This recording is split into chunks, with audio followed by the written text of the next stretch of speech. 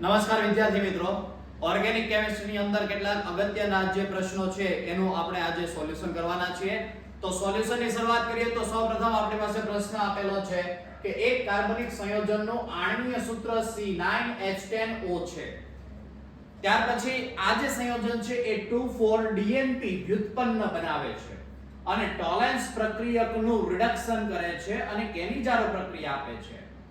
ઉગ્ર ઓક્સિડેશન દ્વારા તે 1,2 બેન્ઝીન ડાઇકાર્બોક્સિલિક એસિડ સંયોજન આપે છે. તો આ સંયોજનને ઓળખો અને આ સમગ્ર પ્રક્રિયાઓના સમીકરણ લખવાનું કીધેલું છે. તો મિત્રો આપણને પહેલા તો ખ્યાલ આવી જવો જોઈએ કે એક કાર્બનિક સંયોજનનું સૂત્ર આપણને આપી દીધેલું છે. 2,4-DNP વ્યુત્પન્ન કોણ બનાવે? તો આલ્ડીહાઇડ સંયોજન જો હોય એટલે કે આપણને જે પણ કઈ સંયોજન આપેલું છે એમની અંદર આલ્ડીહાઇડ સમૂહ આવેલો હોય તો એ 2,4-DNP રિએક્શન આપતું હોય છે, એટલે કે 2,4-ડાયનાઇટ્રોફિનાઇલ સાથે એ પ્રક્રિયા આપતું હોય છે. ત્યાર પછી આગળ કીધું છે તો ટોલેન્સ પ્રક્રિયકનું રિડક્શન કરે. તો ટોલેન્સ પ્રક્રિયકનું રિડક્શન કોણ કરે? તો કાર્બોનિલ સમૂહ કરતું હોય છે. અને કાર્બોનિલ સમૂહમાં બે આપણે સમૂહ જોયા છે કે એમાં એક આલ્ડીહાઇડ હોય અને એક કીટોન હોય. તો આલ્ડીહાઇડ સમૂહ જે છે એ ટોલેન્સ પ્રક્રિયકનું રિડક્શન કરશે, જ્યારે કીટોન સમૂહ ટોલેન્સ પ્રક્રિયકનું રિડક્શન કરતો નથી. એટલે આના ઉપરથી એક વસ્તુનો પાક્કો ખ્યાલ આવી ગયો કે આ જે આપણને સંયોજન આપેલું છે એમાં આલ્ડીહાઇડ સમૂહ આવેલો હશે. ત્યાર પછી એવું કીધું કે કેનિજારો પ્રક્રિયા જે છે એ કેનિજારો પ્રક્રિયા પણ આપે છે. તો કેનિજારો પ્રક્રિયા કોણ આપે? તો જેમની અંદર આલ્ફા હાઇડ્રોજન જે છે એમની ગેરહાજરી હોય એવા સંયોજનો કેનિજારો પ્રક્રિયા આપતા હોય છે. અને ત્યાર પછી કીધું કે તમે જો એમનું ઉગ્ર ઓક્સિડેશન કરો તો 1,2 બેન્ઝીન ડાઇકાર્બોક્સિલિક એસિડ સંયોજન બનાવતું હોય છે. તો 1,2 ડાઇબેન્ઝીન કાર્બોક્સિલિક એસિડ ક્યારે બને? ઉગ્ર ઓક્સિડેશન કરો છો તો આલ્ડીહાઇડ સમૂહ છે તો તમે એનું ઓક્સિડેશન કરો છો તો એ સમય દરમિયાન કાર્બોક્સિલિક એસિડ સંયોજન તમને પ્રાપ્ત થતું હોય છે. એટલે આના ઉપરથી એક વસ્તુ તો ફાઇનલ થઈ ગઈ કે આપણને જે પણ કઈ સંયોજન આપ્યું છે જેનું અણુસૂત્ર C9H10O છે એમાં એક આલ્ડીહાઇડ સમૂહ આવેલો છે. તો હવે બાકીનું જે સંયોજન છે એ કઈ રીતનું હશે? તો એની વાત કરીએ તો આપણી પાસે અહીંયા C9H10O આ જે સંયોજન છે એમાં એક આલ્ડીહાઇડ સમૂહ આવેલો છે.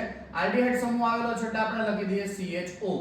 હવે ત્યાર પછીની વાત કરીએ તો બાકી કેટલા કાર્બન રહ્યા? તો બાકી રહ્યા C8H9. તો આપણી પાસે જે પણ કઈ બંધારણ છે એ કંઈક આ રીતનું હશે કે જેમાં C8H9CHO આવેલું હશે.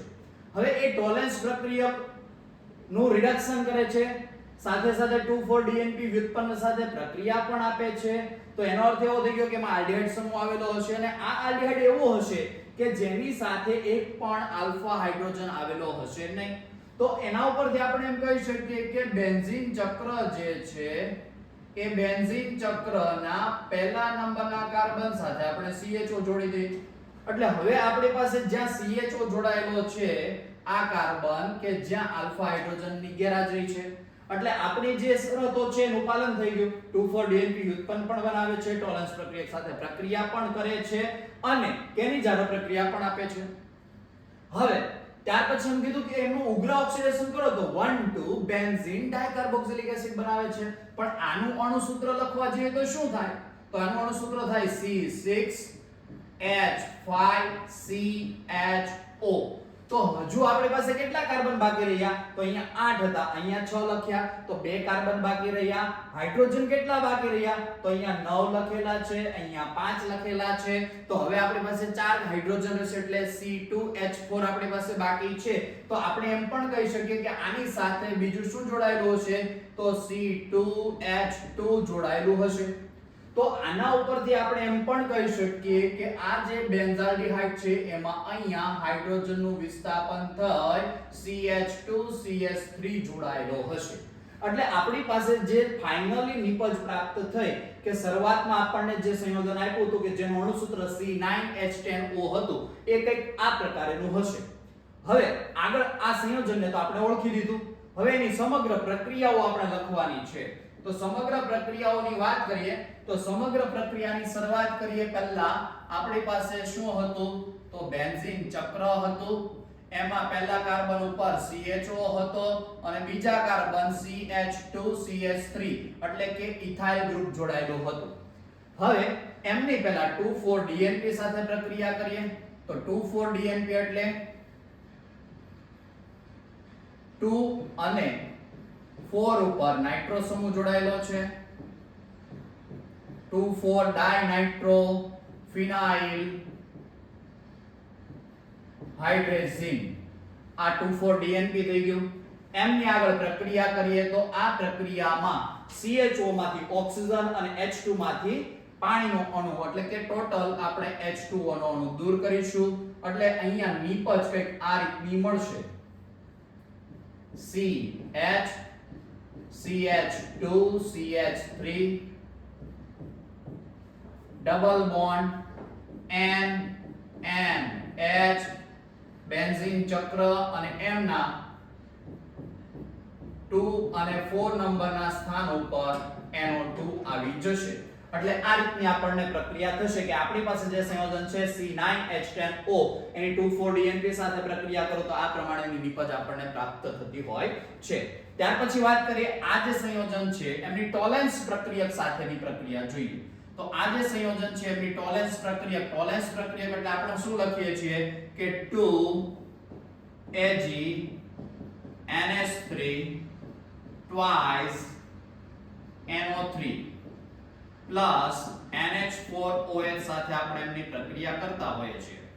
તો આ જે સિલ્વર એમોનિયકલ સિલ્વર નાઇટ્રેટ સાથે પ્રક્રિયા કરીએ છીએ તો એ પ્રક્રિયા દરમિયાન શું થાય તો આપણી પાસે જે નિપજ છે એમનું રૂપાંતરણ એટલે કે અહીંયા CH2CH3 અહીંયા મળશે COOH પ્લસ સિલ્વર ધાતુ છૂટી પડશે સાથે એમોનિયા વાયુ પણ દૂર થશે સાથે NH4NO3 એમોનિયમ નાઇટ્રેટ દૂર થશે અને બીજું પાણીનો અણુ પણ આ પ્રક્રિયા દરમિયાન દૂર થતો હોય છે.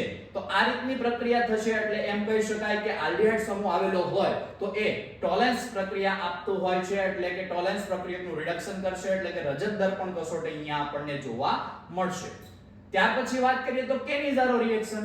તો કેનિઝારો રિએક્શન ની અંદર શું થાય તો કેનિઝારો રિએક્શન ની અંદર વાત કરીએ તો NaOH ની હાજરીમાં પ્રક્રિયા કરીએ તો પ્રક્રિયા દરમિયાન શું બનશે તો અહીંયા બનશે CH2CH3 અહીંયા CH2OH પ્લસ બીજી નિપજ મળશે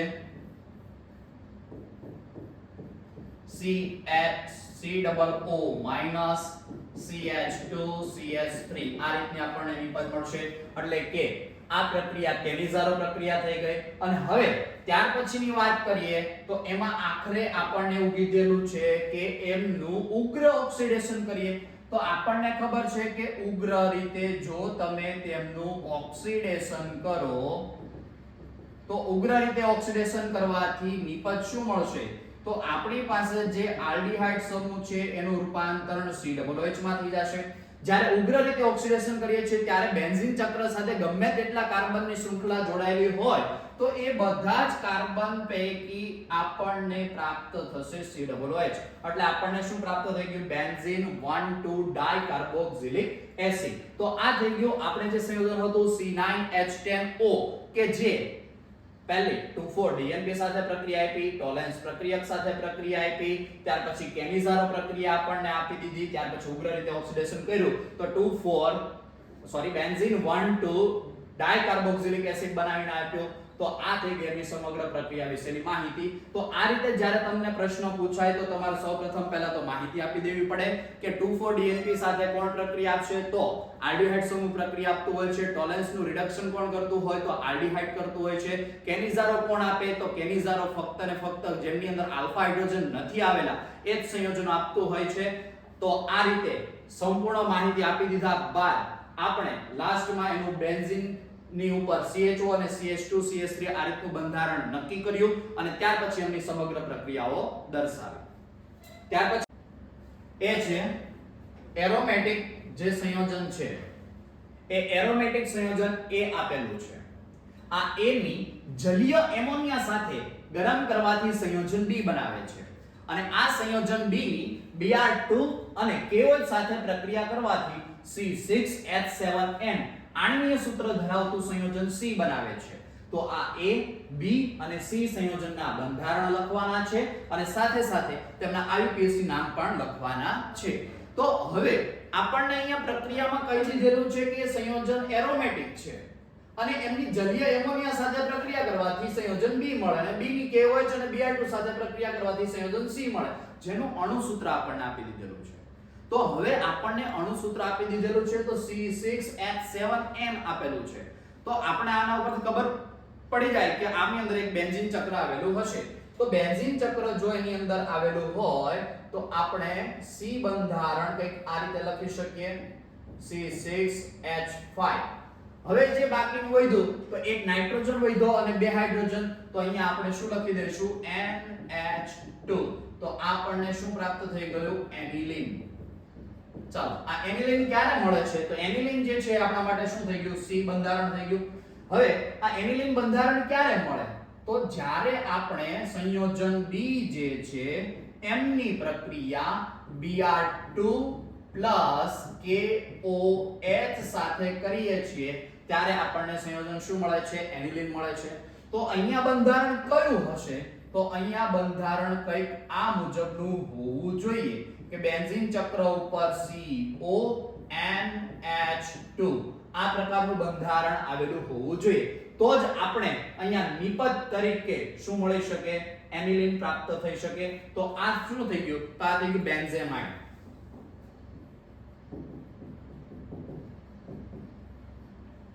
બેન્ઝેમાઇડ પ્રાપ્ત થઈ ગયું. હવે આ બેન્ઝેમાઇડ ક્યારે પ્રાપ્ત થાય તો એમની પ્રક્રિયા એટલે કે સંયોજન A ની પ્રક્રિયા આપણે કોની સાથે કરતા હતા NH3 એટલે કે જલીય એમોનિયા સાથે કરતા હતા. તો જલીય એમોનિયા સાથે પ્રક્રિયા કરો તો ત્યારે આવું સંયોજન મળતું, તેનો અર્થ એવો થઈ ગયો કે અહીંયા પાણીનો અણુ દૂર થયો હશે. તો પાણીનો અણુ દૂર થયો તો અહીંયા બંધારણ કયું હશે તો અહીંયા બંધારણ હશે આપણી પાસે C ડબલ બોન્ડ OOH. તો અહીંયાથી OH અહીંયાથી H એટલે પાણીનો અણુ દૂર થઈ ગયો એટલે આ આપણી પાસે જે સંયોજન હતું એનું નામ થઈ ગયું બેન્ઝોઇક એસિડ.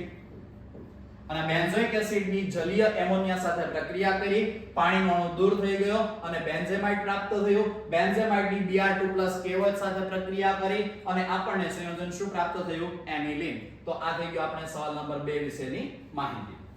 સવાલ નંબર 3 ની અંદર આપણને કીધેલું છે કે એક કાર્બનિક સંયોજન A છે જેમનું અણુ સૂત્ર C8H16O2 જેમની મંદ સલ્ફ્યુરિક એસિડ વડે જળ વિભાજન કરવાથી કાર્બોક્સિલિક એસિડ અને આલ્કોહોલ આપ્યા હતા. ક્રોમિક એસિડ વડે C ના ઓક્સિડેશન થી B બન્યું હતું. C એ નિર્જળીકરણ પામીને but1ene આપ્યું હતું. અહીં સમાવિષ્ટ રાસાયણિક પ્રક્રિયાઓના સમીકરણ લખો. હવે પહેલું તો આપણે જ્યારે શરૂઆત કરીએ છીએ ત્યારે આપણને કહેવામાં આવેલું છે કે આપણને આપેલું જે બંધારણ છે એનું સૂત્ર છે C8H16O2. હવે તમે જ્યારે એનું જળ વિભાજન કરો છો ત્યારે તમને એક કાર્બોક્સિલિક એસિડ મળે છે અને એક આલ્કોહોલનો અણુ મળે છે. તો આના ઉપરથી એક વસ્તુ ફાઇનલ થઈ જાય કે કયા પદાર્થનું તમે જળ વિભાજન કરો કે જેથી કરીને તમને આલ્કોહોલ અને કાર્બોક્સિલિક એસિડ મળે. તો એવું એક જ સંયોજન છે કે જે છે એસ્ટર. એસ્ટરનું તમે જ્યારે જળ વિભાજન કરો છો ત્યારે તમને આલ્કોહોલ અને કાર્બોક્સિલિક એસિડનો અણુ પ્રાપ્ત થતો હોય છે. તો અહીં આપણે જોઈ શકીએ છીએ કે આપણને જે બંધારણ આપેલું છે એ ફાઇનલી એસ્ટર હશે. એ અહીંયાથી આપણે નક્કી કરી શકીએ છીએ. ત્યાર પછી એવું કીધું કે B જે છે કાર્બોક્સિલિક એસિડ છે, C જે છે આલ્કોહોલ છે. આલ્કોહોલ C ની ક્રોમિક એસિડ વડે ઓક્સિડેશન કરવાથી B બને છે એટલે સ્વાભાવિક છે આલ્કોહોલનું તમે ઓક્સિડેશન કરશો એટલે ઉગ્ર ઓક્સિડેશન થઈને કાર્બોક્સિલિક એસિડમાં રૂપાંતર થવાનું છે. C એ નિર્જળીકરણ પામે. C જે છે એ શું છે તો એ તો આલ્કોહોલ છે જે નિર્જળીકરણ પામીને but1ene બનાવે છે. તો આના ઉપરથી આપણને ખબર પડી ગઈ કે C નું તમે શું કરો છો નિર્જળીકરણ કરો છો. C નું જ્યારે નિર્જળીકરણ કરીએ છીએ તો C બંધારણ આપણી પાસે છે એમનું શું કરીએ છીએ નિર્જળીકરણ. તો એમનું જ્યારે નિર્જળીકરણ કરો છો એટલે મતલબમાં પાણીનો અણુ શું કરો છો દૂર.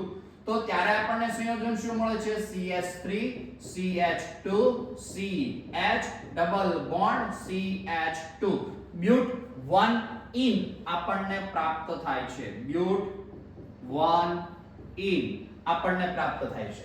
તો આનો અર્થ શું થયો કે બ્યુટ 1 in પ્રાપ્ત થાય છે તો નિર્જળીકરણમાં પાણીનો અણુ દૂર કર્યો. તો આના ઉપરથી આપણે એમ વિચારી શકીએ કે એક OH અહીંયા અથવા તો પહેલા નંબરના અથવા તો બીજા નંબરના કાર્બન સાથે જોડાયેલો હશે.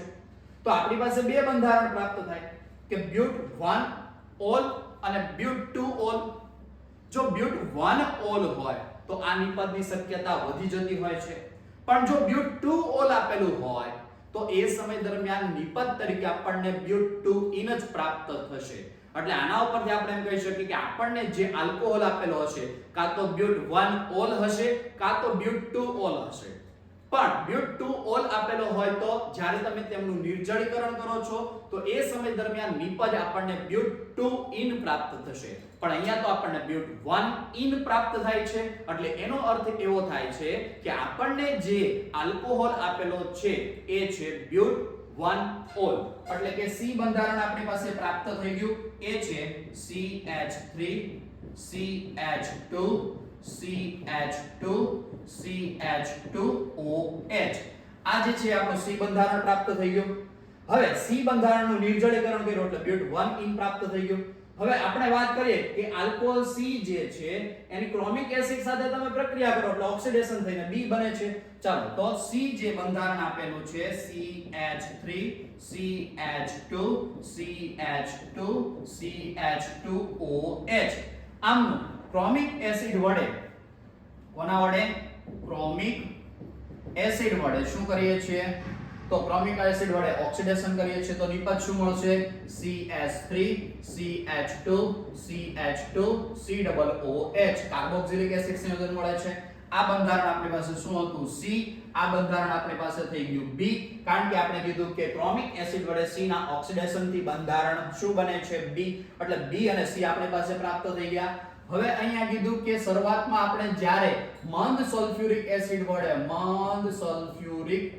વડે શું કરીએ છીએ જળ વિભાજન કરીએ છીએ ત્યારે નિપજ શું મળે છે B અને C.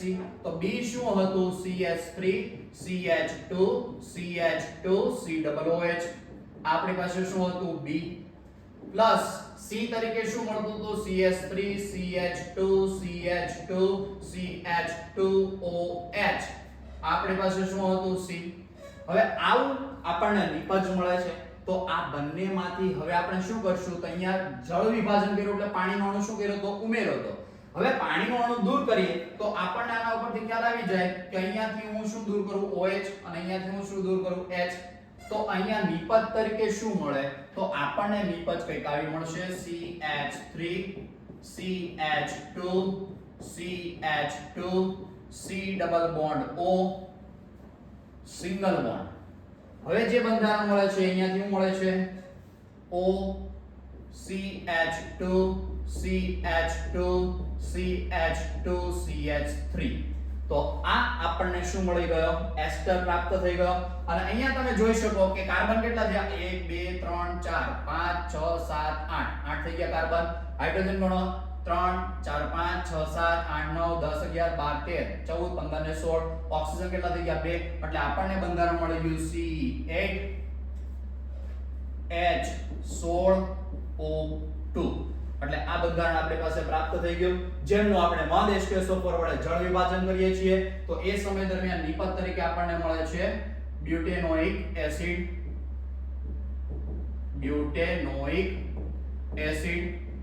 બ્યુટેનોઇક એસિડ ની સાથે સાથે અહીંયા બ્યુટેન 1 ઓલ આપણને પ્રાપ્ત થાય છે. હવે આ જે બ્યુટેનોઇક એસિડ અને બ્યુટેન 1 ઓલ છે એમાં બ્યુટેન 1 ઓલ ની ક્રોમિક એસિડ સાથે પ્રક્રિયા કરીએ એટલે આપણને બ્યુટેનોઇક એસિડ મળે છે. બ્યુટેન 1 ઓલ નું નિર્જળીકરણ કરો છો પાણીનો અણુ દૂર થાય છે ત્યારે આપણને નિપજ બ્યુટ 1 ઇન પ્રાપ્ત થાય છે. તો આ રીતે સવાલ પૂછાય તો આ રીતના તમારે સમાવિષ્ટ રાસાયણિક સમીકરણ જે છે એ તમારે લખવાના થતા હોય છે.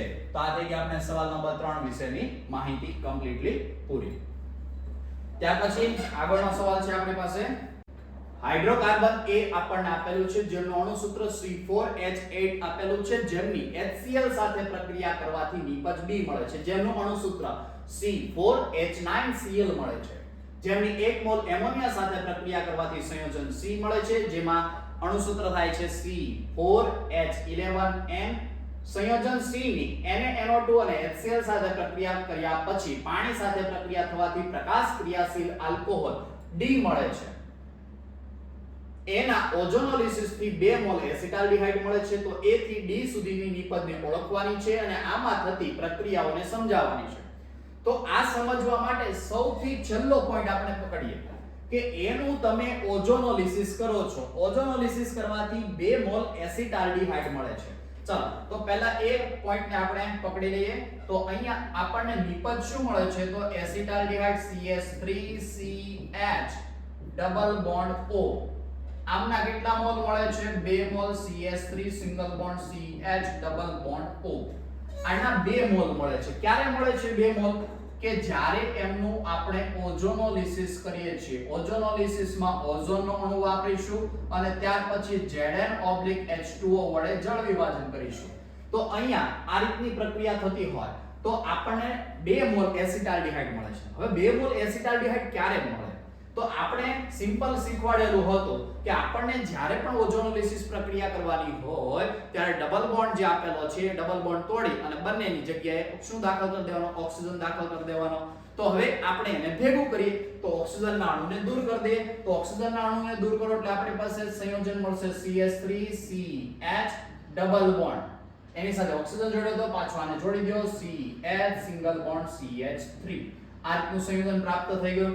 જે સંયોજનને આપણે શું કહીએ છીએ? બ્યુટ-2-ઈન.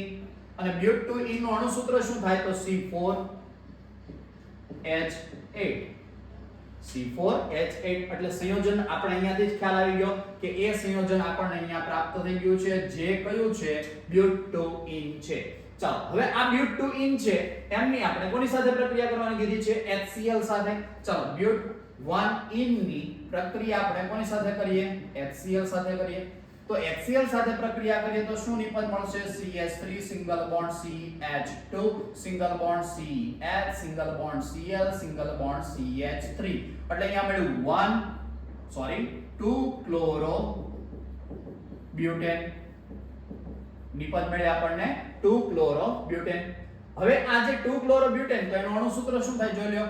C4 હાઇડ્રોજન કેટલા? 2 3 5 6 6 3 9 અને એક Cl એટલે C4H9Cl.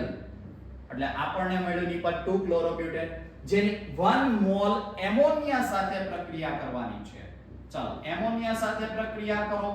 તો એમોનિયા સાથે પ્રક્રિયા કરો તો બનાવશે નિપજ CH3 single bond CH2 single bond CH single bond CH3 અને અહીંયા શું દાખલ થઈ જશે?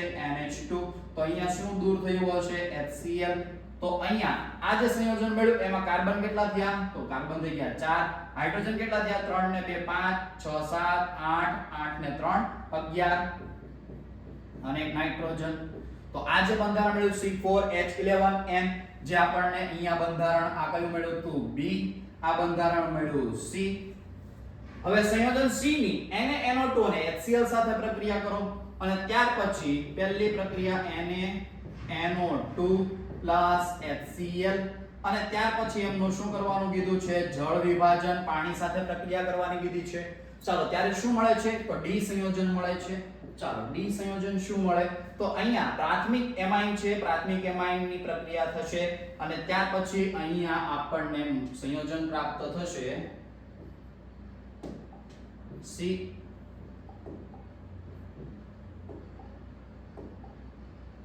CH3 CH2 CHOH single bond CH3 એટલે આપણને શું મળ્યું? બ્યુટ-2-ઓલ.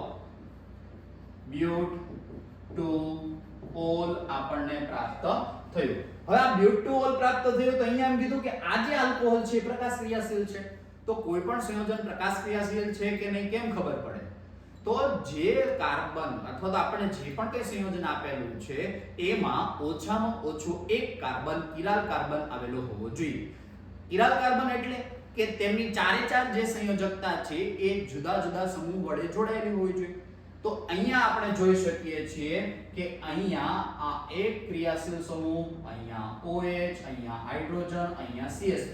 તો ચારે ચાર સમૂહ જુદા જુદા જોડાયેલા હોવાના કારણે આ જે કાર્બન છે એ આપણો કાર્બન કેવો બનશે? કિરાલ કાર્બન બનશે અને કિરાલ કાર્બન બનતો હોવાના કારણે આ સંયોજન જે છે એ પ્રકાશ ક્રિયાશીલ સંયોજન તરીકે ઓળખાશે.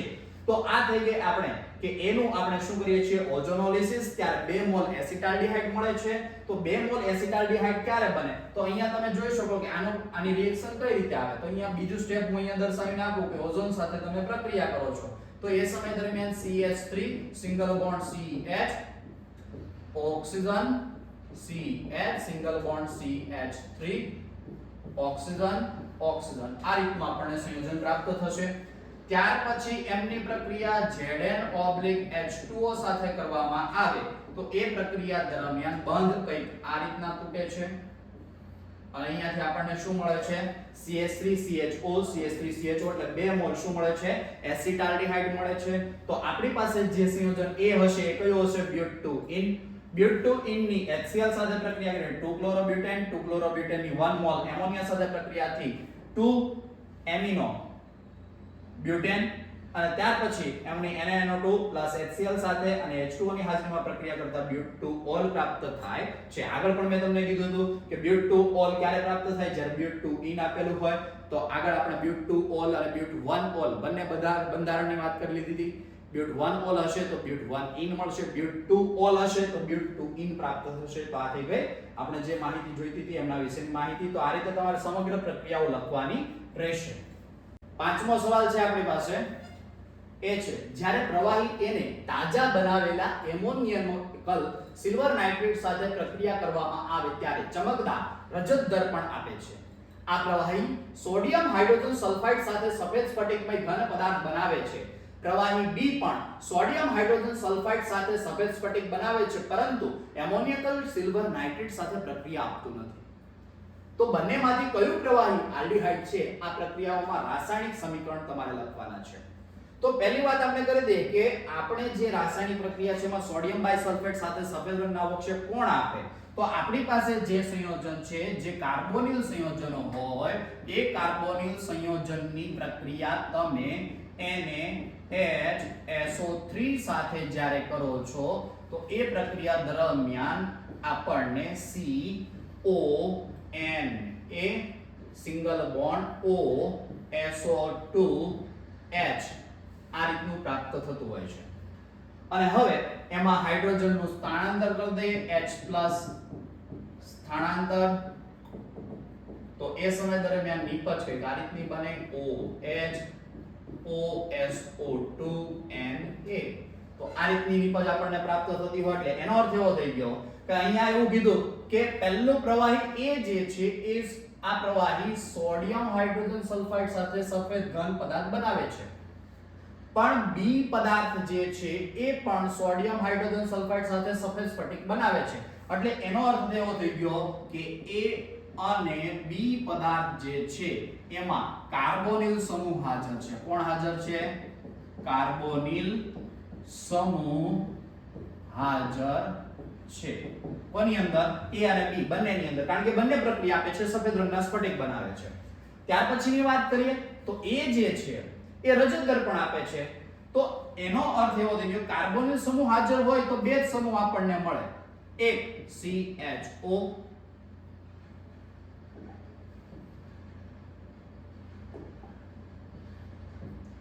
અને બીજો જો કોઈ હોય તો એ છે કીટોન. તો અહીંયા આપણે વાત કરીએ કે CHO અને કીટોન આ બંને કાર્બોનિલ સમૂહ છે. તો કાર્બોનિલ સમૂહની અંદર પહેલું જે પ્રવાહી છે એ એમોનિયકલ સિલ્વર નાઇટ્રેટ સાથે રાસાયણિક પ્રક્રિયા કરે છે અને તે ચમકદાર રજત દર્પણ આપે છે. એટલે રજત દર્પણ કોણ આપશે?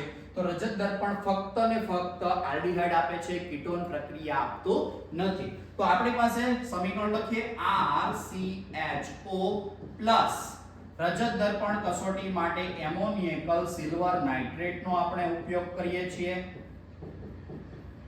પ્લસ સાથે એમાં આપણે વાપરીએ છીએ NH4OH. પ્રક્રિયા થઈને શું બનાવે છે?